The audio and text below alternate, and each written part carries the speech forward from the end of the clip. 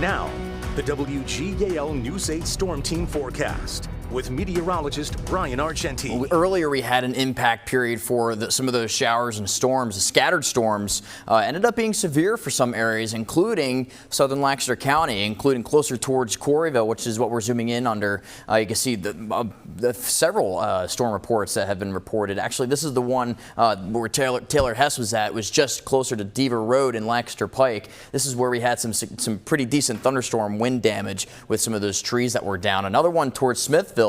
More trees were down near Frogtown Road and Mardukville Road. That's just two of those storm reports that were reported from the southern end of Lancaster. But you can see earlier today more storm reports. We had Pittsburgh even have some pretty decent wind damage and also more trees down in western parts of the Commonwealth. But what we're tracking as we go into this upcoming work week, we're looking at a dramatic drop in temperatures. I'm talking only getting into the mid 70s, especially getting into tomorrow. Humidity will be staying low. It'll be around the lower 60s in terms of the dew points, so there might be a slight stickiness in the air, but it certainly won't be like the 70s like we were dealing with. But we're also tracking Hurricane Erin and the beach impacts that Erin's going to have. And if you want the cliff notes for that, basically if you're headed to the beach, just expect an increased chance of rip currents or more intense rip currents and also more intense swelling along the coastline. And the weekend coming up, we are looking at another round of some storm chances, and it will be turning sticky once again for your Saturday and Sunday. So partly cloudy, then we'll start to have some increasing clouds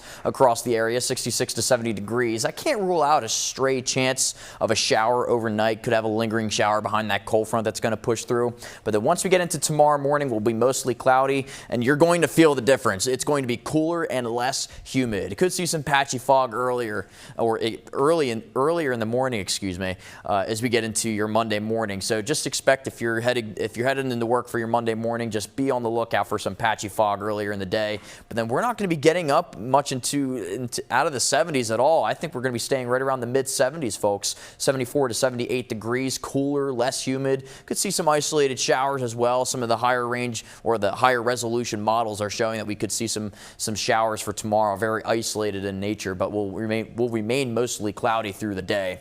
Clouds and some sunshine for your Tuesday afternoon. Could see a few thunder showers. 74 to 78 degrees for your Tuesday. 92, that was the high for the day today. 85 is what we expect for this time of the year, so we're certainly above average in terms of the high temperatures. 66 is what we expect for this time of the year's low temperatures.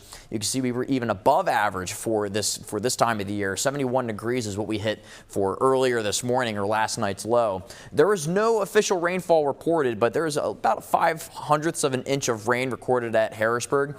Just to give you a little bit of a rainfall report with that. Pollen levels, they're moderate for tomorrow, but look at this. Low mold levels, good air quality, and a low UV index thanks to mostly cloudy conditions. Into the 70s now, 74 in York, Lancaster, and the capital at this time, 73 in Carlisle, 77 in Chambersburg, and you can see 70s across the board still. So very, very humid out there, very muggy feeling after all those showers that were just pushing through, but not expecting any more storms for tonight. You can see Storm Team Live Radar Network really depicting that we are really just seeing those showers and storms moving out of the area. But once this cold front starts to move through the area, that's when we're going to start to feel the relief in the temperatures, the humidity. We could see this low pressure system moving off the coast. That's going to help filter in some moisture and allow for some more increased cloud cover as we get into the day on our Tuesday. But just an update on Hurricane Erin, Category 3 hurricane. It will re-intensify to a Category 4 briefly, then begin to weaken and make its way out to sea, by the way. No official landfall,